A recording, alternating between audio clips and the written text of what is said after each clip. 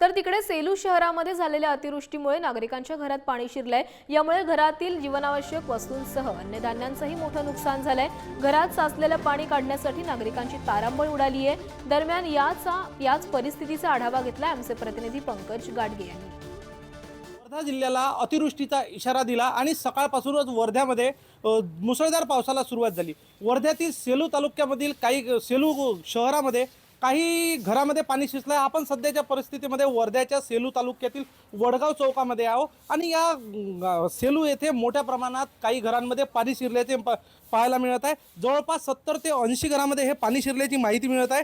आपण एका घरामध्ये आहो, या घरामध्ये आपण पाहू शकता मोठ्या प्रमाणात पाणी शिरलं आहे।